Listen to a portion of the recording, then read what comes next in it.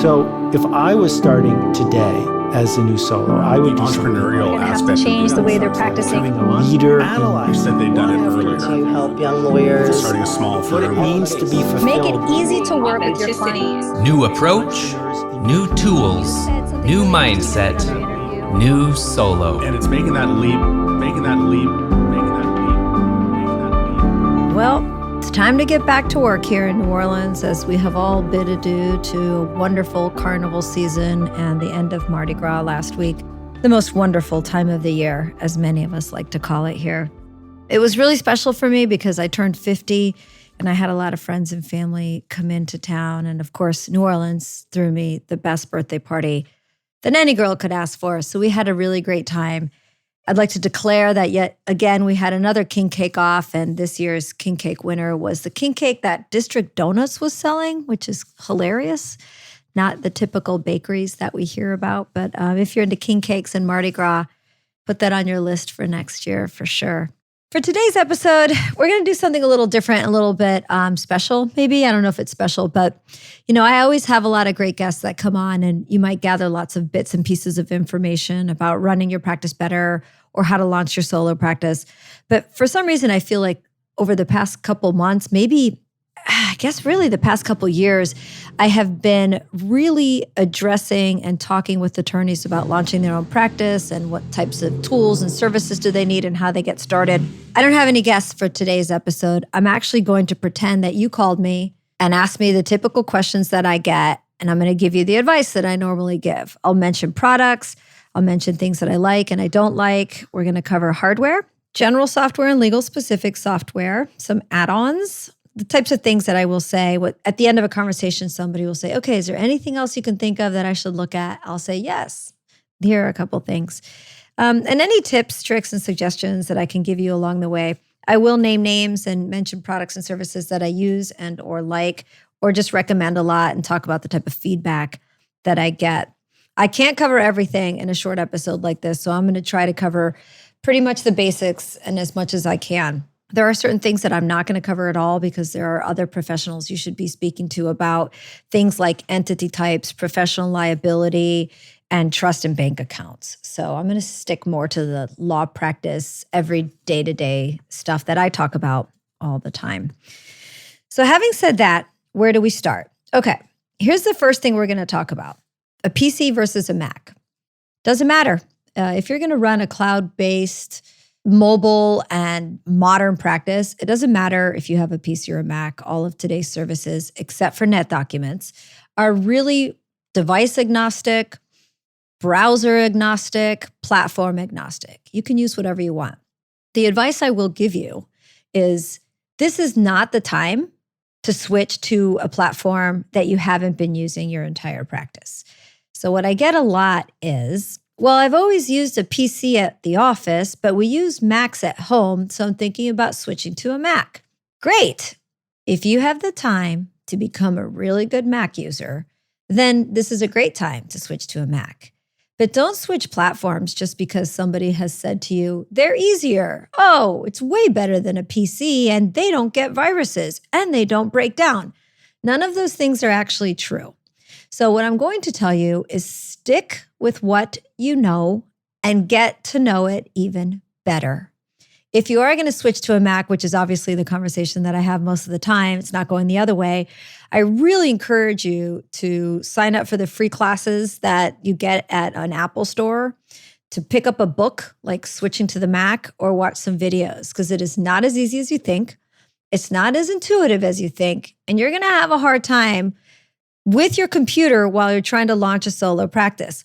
I cannot tell you how many lawyers I talked to today with a Mac who still don't know that it's a 2-finger tap on the touchpad to do a right click. So if you don't know that much about your Mac, please don't take this opportunity when you're trying to do something stressful, like start a new practice, to decide to switch platforms. Now, having said that, whether you're a PC or a Mac, when people ask me, what should I get? I don't have a brand that I'm loyal to when it comes to PCs. I've had them all. I probably have 4 different brands between laptops and desktops right now, and I have 3 Macs. So what I am going to tell you is max out your RAM. So we all know about hard drive size, you know about monitor size, but what most people don't really consider is how much RAM that you're getting. With a PC today, if it's a low-end PC, you're going to get 4 gigs of RAM. If it's an okay PC, you're going to get 8. When people call me and say my computer has really slowed down over the past year, it's almost always because of RAM. And I'll say, well, let's go see how much RAM you have. I bet you have 4 or 8. They always have 4 or 8. So in today's computer world, you really want a minimum of 16 gigs of RAM and 32 if you can get it. And I have 64. So real quick, why does this matter? Because if you're like me, you have Chrome open, Edge open, Outlook open with 15 emails. You've got Word open with 4 documents. You've got Acrobat open with 64 documents. You've got a lot of stuff that you're actively switching to and between. And that's where RAM comes in handy. It doesn't have anything to do. Actually, that's not true. I was about to say it doesn't have anything to do with your processor speed. It does. But you and I don't know the difference between an i5 and an i7 or an i7 and an i9 on a PC. So you want to get a hard drive that will suit you, and that's an easy thing to look at. How much storage do you have now and how much of it is full? How much do you keep in the cloud? So storage is easy. That's your hard drive. The processor speed, get the fastest one. When it comes to RAM, this is really where you want to make sure you've got a lot of RAM. Okay, so that's all I'm going to say about RAM. If you've got more specific questions, you can always email me. But just know I don't have a favorite brand. I just usually will buy whatever specs I'm looking for and whatever I can get my hands on in pretty quick. All right, so once you've picked out your platform and then, of course, your phone, it doesn't matter, again, whether you're an Android or an iPhone user. Most of today's programs develop apps and run just the same on your phones or your tablets, but that's a personal preference, I think, for the most part. The next thing I want to talk about is how important making the right decision about Office 365 is. So yes, you need a subscription to Office 365, or you at least need Word and Outlook, I suppose. This purchasing Office 365 can be really confusing sometimes, but it doesn't need to be. The advice I'm going to give you is make sure you are purchasing a business subscription. If you're going to buy a subscription, which I think you should, you can get Office 2021, I think it's called, where you pay one time and you don't get any upgrades and you only get to put it on one device. I never recommend buying a one-off version of Office because when you get a subscription to Office, you are getting updates, you're getting the latest and greatest, and you're also getting a whole host of services that you're paying for that can really help you run your business better. So typically you want to just Google the words Microsoft 365, which is what it's called now. It was called Office 365 when you were really just purchasing Word, Excel, Outlook, PowerPoint, some of the basic programs. But now you get OneDrive, SharePoint, Teams, bookings, Stream for video libraries, collaboration tools. You get a lot of stuff with Microsoft 365. So typically I recommend getting the subscription for that. Most of you are going to pay the $12.50 version. What I want you to do is Google the words Microsoft 365 pricing. Then you're going to get a sponsored link or two, but the very first actual hit you should get will say, compare all Microsoft 365 plans, and in parentheses, it literally says, formerly Office 365. When you click on that, you're going to be taken to a landing page that has, in pretty small letters, for home or switch over to look at business pricing. You're running a business, so you need to click on and switch to business pricing. Over on the business pricing side, there's going to be 3 or 4 options, and they put them in a weird order, so I'll tell you what you want. You do not want the $6 a month 365 Business Basics. That does not give you the downloadable desktop versions of Word, Outlook, Excel, PowerPoint that you're used to. Those are cloud-only versions of those services, so just skip the $6 a month. If you want email with your Office 365 subscription, you're going to pay for 365 Business Standard. And that's what I think most of the attorneys that I interact with have. That includes Microsoft Exchange and an email service. If you're like me and you have Google Workspace, which is the professional version of Google that handles your email, and you're a solo and you like Google and you don't mind paying $6 something a month for that, but you don't mind paying also for Office 365 because maybe you like both, then you can get away with Microsoft 365 Apps for Business, which is only $8.25 a month, but it doesn't come with email. You're going to use Google Workspace for email if that's you. But most of you are probably going to be looking at the Microsoft 365 Business Standard. Now, a huge warning I have to give you. Of course, you're probably going to buy a domain name first, right? You're going to go out and buy bobslawfirm.com, and that's great. You should start there. Many of you are going to go to GoDaddy to do that, or you're going to go to One-on-One, or I think it has a new name now, or some other domain selling service. When you buy your domain at one of those services, they immediately say, hey, do you want email and Microsoft 365 with this purchase? Do not do that. Do not buy Microsoft 365 through GoDaddy or any other service. I cannot tell you how many times a month I'm addressing issues with an attorney who can't authenticate a third-party service like their practice management system, or something is going wrong because GoDaddy gets in the middle of that authentication or integration process. You want to buy your domain name wherever you buy it and stop there. Then you want to go directly to Microsoft or talk with your IT person to buy Office 365 and connect your domain name, bobslawfirm.com, with your Microsoft 365 account. It's just really important that you do that. And if it's too late for you, you need to find an IT person who can help you divorce GoDaddy and Microsoft 365. They should not be in a relationship together. All right. The next thing I want to talk about is another just general service. It's not legal specific yet, and that is a PDF manipulation tool. You really have to have a professional PDF manipulation tool as an attorney. Adobe Acrobat Reader doesn't cut it. Looking at PDF files in Chrome or in Edge or in Safari doesn't give you the ability to do anything with those PDFs, like edit them, mark them up, delete pages, insert pages, redact them, bait stamp them, all of the things that attorneys need to do every day with PDF files, you don't really have the ability to do with a free PDF manipulation tool. It's not even a free manipulation tool. It's a free reader. That's why Acrobat's version of Reader is called Adobe Acrobat Reader. You can pretty much just read PDFs.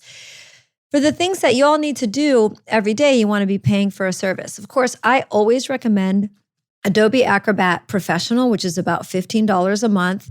You can install it on as many PCs as you want. It just will only be active on 2 at a time. So if you have a laptop and then a desktop, you can have the same subscription to Adobe Acrobat on both of those computers running all the time. So you're talking $15 a month per person. There are 2 versions. There's $13 or $15 or $12.99 and $14.99, I think the last time I looked. There's Adobe Acrobat Standard, which is the $12.99 a month version, and then there's Adobe Acrobat Professional. The big difference between those two that we care about as legal professionals is redacting and bait stamps. Those services, redacting, bait stamping, and actually form creation, comes with the professional version. Both of them come with the ability to send out documents for e-signatures. So if you're paying for Acrobat already, you don't necessarily need to be paying for DocuSign or HelloSign or any other service that isn't included with something like your case management system. So Adobe Acrobat is incredibly important. If you use one of its competitors, great. They have great competitors. Just make sure you have the ability to do all of the things that you need to do to PDF files. And then the other thing you want to consider that's just a standard service that isn't necessarily legal specific is QuickBooks Online. And it's just one seat if you're going to be a solo. And even if you're not, you can always start with one seat. And I think that it's usually around $30 a month for your first couple months. And I think it goes up to $50 or $60 a month after that. Please don't get talked into some alternative accounting solution. Most of the accountants around the world today really appreciate QuickBooks Online, and that's what they use. And if you decide to use something else, you're going to have to find a certified professional. And it's just, you guys just stick with QuickBooks Online. And also, please do not let an accountant talk you into sticking to QuickBooks Desktop. QuickBooks Desktop will soon be outdated. It's not going to be around forever. You're going to go to QuickBooks Online at some point, so you might as well do it now while you're getting your law firm off the ground. Okay. So those are the three basic things that I always like to mention. And to just recap on pricing real quick. For those basic services, which is your Office suite, your PDF manipulation tool, and your accounting package, you're talking $12.50 a month for Microsoft, $15 for Acrobat, and $30 for QuickBooks Online. That's under $60 a month in basic services. And that is a steal. There is no better time right now than to be trying to gather your basic services and your infrastructure together and not spend a fortune. It's just crazy how affordable these services are. And I know they do add up, right? Once you $5 here, $15 here, $30 there, it does add up. But I can tell you right now, if you and I were having this discussion 15 years ago, I would have already been in the thousands by now. So just believe me, don't be cheap, pay for these services, get things going in the right direction, smoothly, professionally, and you're going to be in good shape. The last thing I'm going to say about these services, which will also apply to the future services that I'm talking about a little bit later in the episode, is become good at using all of them. Okay, let me take a quick break before I go on to the next segment so we can listen to some messages from our sponsors. What do firms with growing revenue have in common today? They're quicker to adopt client-centered legal technologies. I'm Joshua Lennon, lawyer in residence at Clio, and this is just one finding from our recent Legal Trends report. Our research shows that firms with growing revenue are 37% more likely to use online payment solutions and 41% more likely to use client portals, two technologies that make it easier for clients to interact with their lawyers. The data is clear. Firms that find ways to make their services easier and more convenient for clients are the ones that see better client satisfaction and higher revenue. For more information on what tools successful firms are adopting, download Clio's Legal Trends report for free at clio.com/trends. That's Clio spelled CLIO.com/trends. All right, so now let's switch over to maybe some legal specific things. And of course, we have to start with case management. I still meet a lot of attorneys today, especially solos, who try to live without case management, and they're creating their bills in Word or Excel, or they're keeping a checklist in To-Do, or just trying to manage cases using email and calendaring. You're just setting yourself up for a heart attack by trying to run your practice without a professional case management system that was designed for lawyers to easily run a law practice.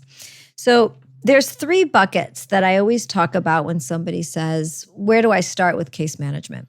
The three buckets are this: those that don't come with accounting, which means you need to have QuickBooks Online; those that come with some form of accounting and it's built in. So maybe you don't need QuickBooks Online. I always say you think you don't, but ultimately an accountant is going to end up putting all of your stuff into QuickBooks Online to do your bookkeeping and your end of the year tax prep and stuff. So QuickBooks comes into the picture whether you know it or whether you like it or not. It's all about how easy you want to make it on your accounting company, or how easy you want to make it on your internal people. When I have a law firm that is moving from what I refer to as traditional practice management systems, like a PC Law or a TABS, I cannot tell you how many times the partner, the attorney who's talking to me, wants to move to something to QuickBooks Online because they've been told that they can and they should and it's fine. And then they have a bookkeeper who won't. So when a law firm calls me and wants to switch from one of those products, I'm not kidding. One of the first things I say is, how does your bookkeeper feel about this? Our bookkeeper is going to insist on integrated accounting. Guess what I do? I refer them to someone else, because that is a red flag for me that this is going to be a big pain in the ass integration. Because what I'm really talking about or talking to are people who don't want to learn a new way of doing things or don't want to modernize. or are afraid that they won't be able to deliver the same services and reports that they've been delivering, when that's simply not true. Now, if a law firm says, oh yeah, he or she can't wait to go to QuickBooks Online, that's music to my ears. That means we have someone who understands the modern world we're living in, who's willing to learn new things. Anyway, sorry, I got off on a side rant there. All right, so bucket number 1 doesn't include accounting. You're going to have to use QuickBooks Online or something else, but I already mentioned why I think you should use QuickBooks. Practice management systems that do have some form of accounting built into them. And by accounting, I mean a general ledger, a chart of accounts, the ability to cut checks, write checks, and manage all of the accounting aside from time and billing. And then the third bucket is going to be case management systems that have all those things, but are often not as turnkey as the first 2 buckets. And you're going to have to hire some consultants to help you really customize that case management system, in which case you're likely going to spend a lot more money, and you're going to have a long-term relationship with whatever consultants you end up working with. So in the first bucket of the products that I think most attorneys can use with QuickBooks Online, the top 3 products that I normally recommend are Clio, MyCase, and Rocket Matter. So you can always go look at those 3 products. I like them all. Clio's been a longtime favorite of mine for several reasons, which I'll mention just so you know why I think Clio is a good product. It's because they have a lot of integrations, and they built their product from the beginning of time with the ability to integrate with third-party services. So I think they're the furthest advanced with that ability. They also are well-funded and have hundreds of employees and continue to develop and grow. I just think they're a great company, and I think their product is good. For the most part, it's because of the ability to integrate with things. MyCase recently got purchased, as did Rocket Matter. So I have a lot of hope for the development for those services that they will, and I have already seen it start to open their APIs. That's what the plug is called, that allows them to talk to other services. So what I always recommend is that you look at those 3. There are more than that out there. I don't get a lot of questions about other products unless they are practice specific. So of course, there are some services. If you do immigration, you've got some options out there. If you've got personal injury that you focus on, you've got great options out there. I just encourage you to research and figure out which ones are going to do the best jobs for you. I want the product that you choose to integrate with your calendar, which will likely be Office 365. It could be Google Workspace. All of them do. So make sure that that actually works, and that you set it up, that you're not using like some Gmail calendar that a part-time assistant created for you 3 years ago. You need to be using the calendar that sits inside of your Office suite, along with the contacts and of course the email. And then you want your practice management system to talk to those 3 important information databases. And let me give a quick shout out to myfirmdata.com. If you are a Clio user looking for better, more in-depth reports, because maybe it doesn't have out of the box what you're used to getting from a previous product, or you're just looking for more, go check out myfirmdata.com. So those were all, the first bucket requires QuickBooks. The second bucket of products that you'll hear me talk about on a consult when somebody says they have to have integrated accounting is Cosmolex and Zola Suite. Lovely products. They do a lot of things, integrate with a lot of things. So if that's sort of in your wheelhouse, then you're going to want to look at those 2. Now, if you need a lot of customizations, you've looked at all those products, none of them do the things that you want, none of them give you the reports that you want, then you might look at something like ActionStep or Centerbase. Those are much more sophisticated products. They're a little more expensive, and you'll get with consultants that can help make all of your case management systems come true. Now, look, there are a lot of great products out there, and I cannot mention them all. I'll just tell you the ones that I hear the most about, that I get asked the most about, and that the most comfortable saying a lot of attorneys use these products. Bottom line is, you're never going to be 100% happy with whatever you choose, and there's no population that is. So if you pick one, you're going to talk to an attorney who says, oh, I tried to use that for a while, we hated it, so we switched. Or you're going to meet someone who says, man, we absolutely love that product, cannot live without it, we're 100% in. So I just think you really need to take your time asking a lot of questions, make sure you make the right decision off the bat so you don't have to switch later. But here's another thing I'll say. Today's services are so pliable that it's actually really easy to get your data out of most of them and into something new. So also don't be afraid to change if something is not serving you well and you're struggling with it. Other things that you need to consider with case management. Do they come with a client intake process, or is that something you have to pay extra for? Do they include texting, or do you have to pay extra for that? Do they include the ability to integrate phone calls, communications, and of course, documents? Now, document management is a whole nother conversation where you have to decide whether you're going to use what's baked and built into the case management system, whether you're going to use something like OneDrive. And listen, making a decision about OneDrive is really critical. At the end of this discussion, I'm going to give you a list of past episodes where we've had conversations about related topics just like this. I'm not going to get into SharePoint versus OneDrive right now, but I'm going to point you to another episode where we talked about something like that in depth. When you're thinking about case management and which of those services you're going to use, don't be afraid to come up with a hybrid system. So a lot of times I'll help a law firm set up so that they are using the document storage and sharing system that is built into the case management system alongside with a Dropbox or a OneDrive, because you really need a place to put firm documents that aren't matter related, like guides and manuals and forms and check request letters and things like that. So sometimes you might come up with a hybrid system, or you do like a lot of law firms do, which is create an admin matter that stores those types of documents and emails. But it's important that you come up with a system from the beginning that works and that you stick with it. If you're going to work within a folder system like a Dropbox or even within your case management system, I always suggest that you create a template folder.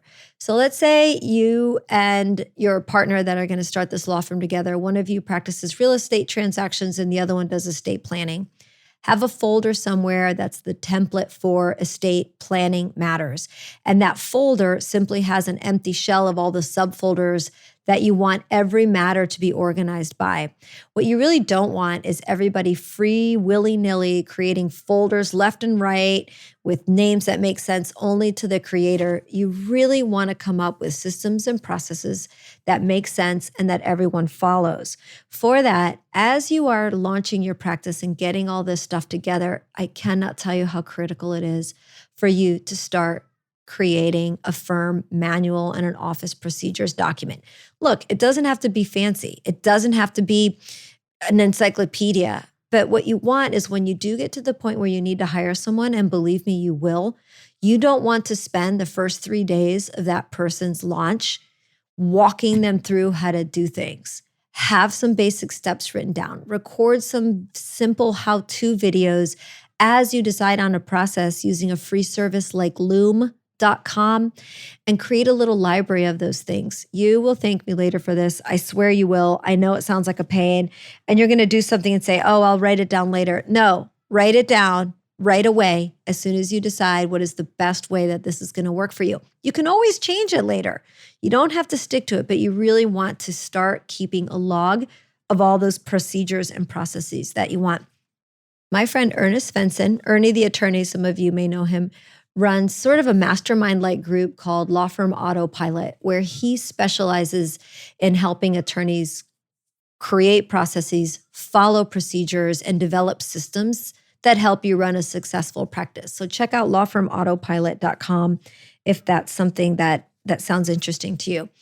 The last thing I'm going to say about documents, sort of going back a few minutes, is naming conventions. Every firm I work with says, how do we create a naming convention? You can't, all right? This is impossible to create a naming convention that people are going to follow. One person's going to write LTR, the next person's going to write letter to, the next person's going to name a document correspondence, the next person's going to name it CORR. The best thing you can do is come up with suggestions, a list of this is how we name documents. But what I tell people, you call it exactly what it is.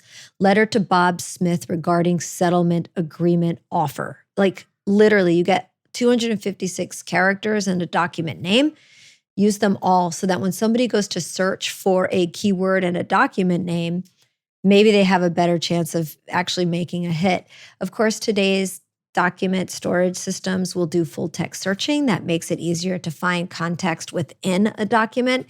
And so the name of the document becomes a little bit less important. But I'll just tell you right now, it's very hard to get people to adhere to naming conventions. So rather than, dying on that vine, come up with a document, again, back to your office manual and procedures with some basic suggestions on how things should be named and what they should be called.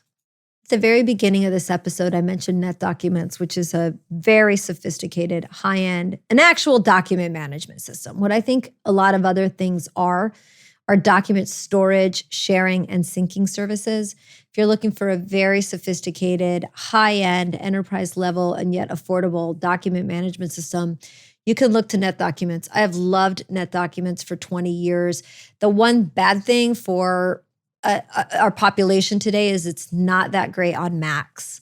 So if you're a PC and you've got, a lot of document heavy casework and matters, then I strongly recommend NetDocuments. It integrates with a lot of today's products.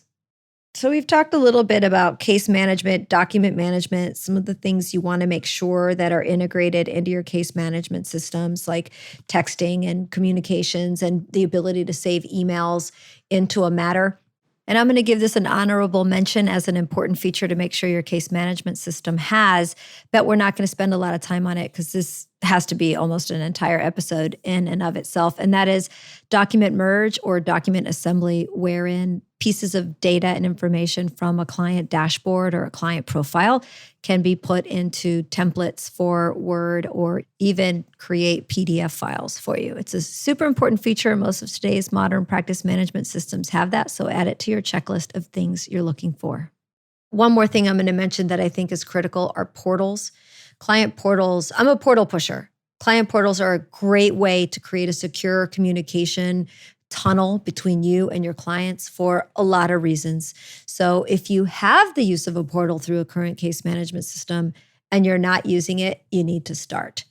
But all that to say that it's really important that you work your way toward what we call in legal technology a matter-centric environment. That means everything related to a matter is in one central location where any person in your firm who needs access to that information can easily get to it.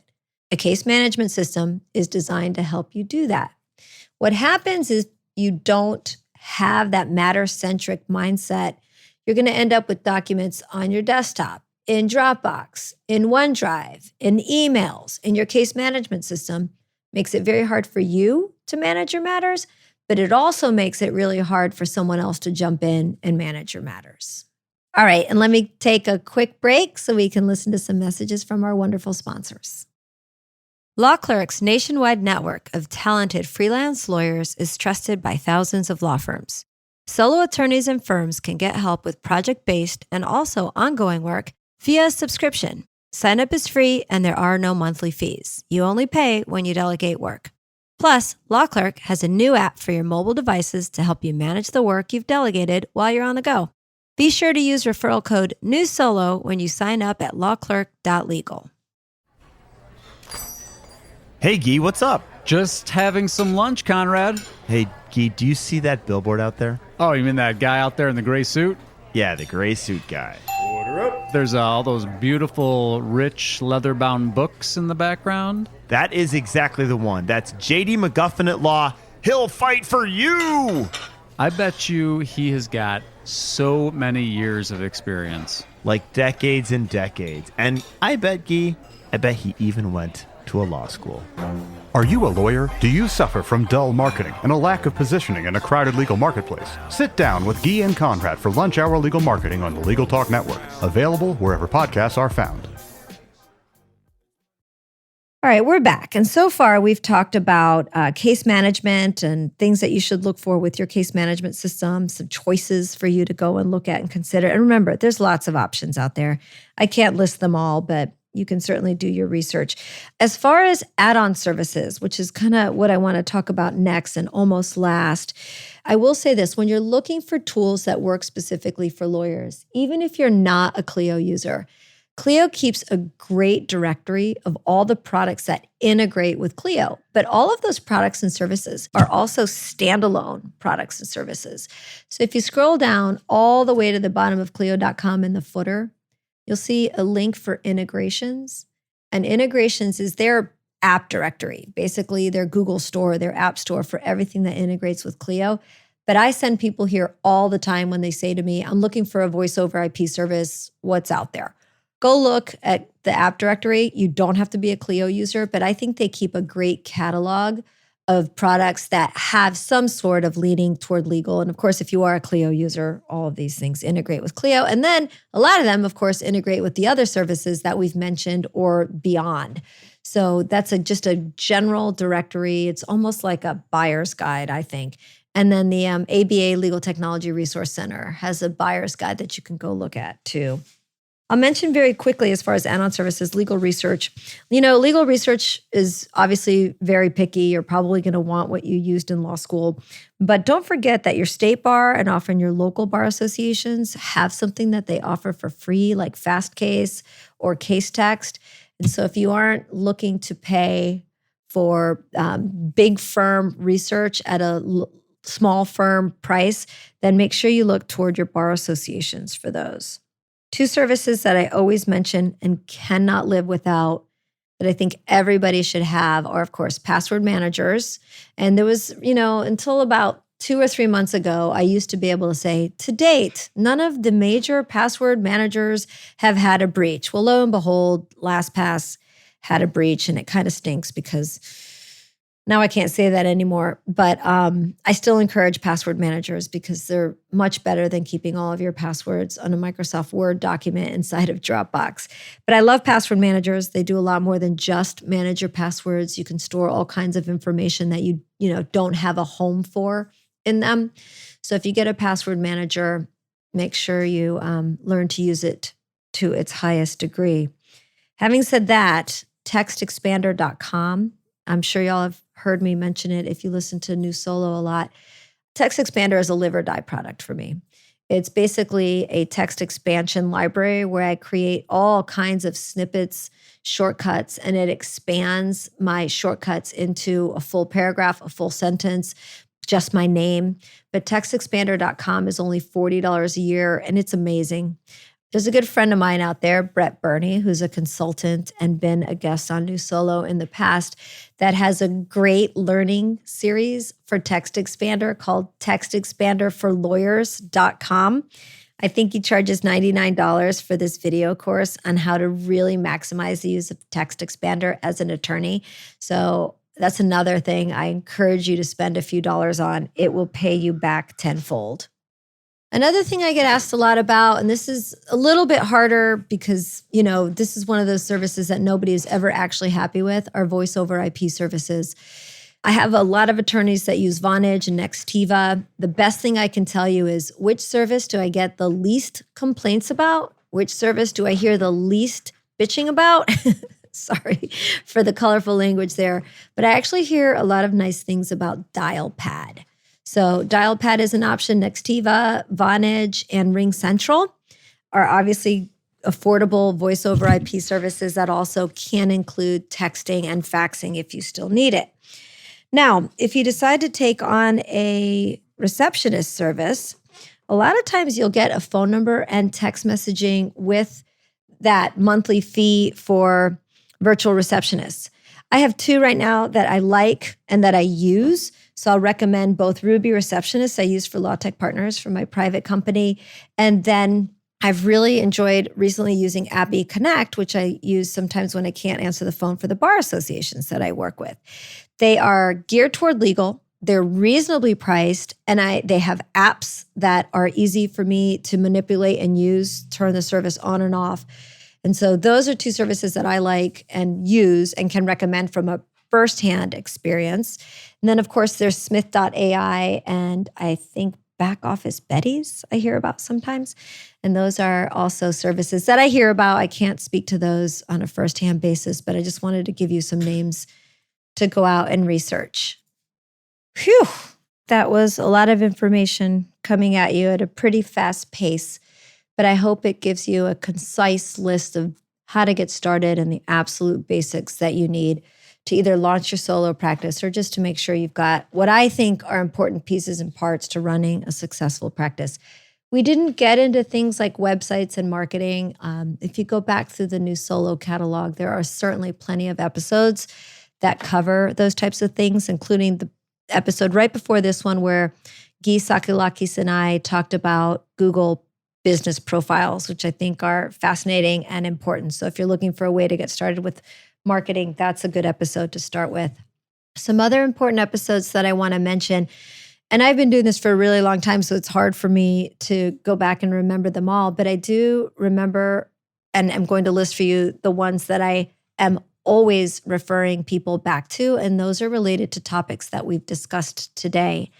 If you go back and do a search for a September 30th, 2021 episode called A Short Primer on Microsoft Accounts, OneDrive, and SharePoint, that's really going to help you understand your Microsoft Office options and the difference between OneDrive and SharePoint. We also did with my favorite IT consultant out of Florida, Adam Alexander, the Microsoft 365 special, your questions, expert answers, which also helps with understanding a lot of the things that you're paying for and pitfalls with Microsoft 365. And by pitfalls, I mean mistakes that people make, like trying to use OneDrive as a replacement for a server. So you can go back and do a search on Legal Talk Network for the Microsoft 365 special that aired back in April of 2022. Then 2 timeless episodes on accounting and financial management come from August 30th, 2019. One of my best friends, Amanda Moore, is a CPA. We did an episode called Money Management 101 for solo and small firm professionals. And then I had the wonderful Peggy Grunke from cpn-legal.com on what happens when solo and small firms don't have their financial houses in order. That one is titled, Oh, the Messes We See, and it aired on February 25th, or I should say it dropped on February 25th, 2021. Finally, a couple years ago, it's been a while, but this is still a good episode. One of my listeners, Dean Blanchford, did for us, a listener's guide to the New Solo back catalog where he went through all of the episodes that he found to be the most useful when he was launching his practice up until, about June. I guess this was June 2021. So let's say up until May of 2021. And I think that's a good, concise list of other episodes you should go back and listen to if you're launching your solo practice. So I hope you find this episode helpful. If you have any questions that came from this episode, I'd love to hear from you. If you have any products, services, advice for new solos starting their practice that you don't mind my reading off or mentioning in future episodes, please send an email to me at newsolo@legaltalknetwork.com. I'd love to hear from you. So having said all that, I hope you found this episode helpful. Hope you enjoyed New Solo. If you did and know of other attorneys who would find New Solo or any of the other great podcasts on the Legal Talk Network helpful, please tell them about it or them. See you next time on New Solo. I've been running from 9 to 5, been biting my tongue for all this time. Won't let anyone cut me short. I was thinking this was the way to go, and you put up your puppet show. I say cheers to life. Just leave me alone. I'm running the show. I'm telling you, it's my time to rise up, live the life I'm proud of. No, you better go home. I'm telling you, it's my time to rise up, live the life I'm proud of.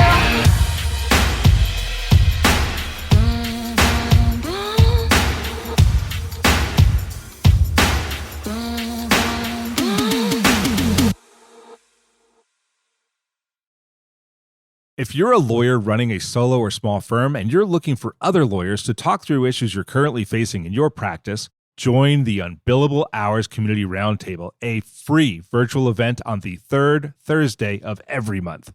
Lawyers from all over the country come together and meet with me, lawyer and law firm management consultant Christopher T. Anderson, to discuss best practices on topics such as marketing, client acquisition, hiring and firing, and time management. The conversation is free to join, but requires a simple reservation. The link to RSVP can be found on the Unbillable Hour page at LegalTalkNetwork.com. We'll see you there.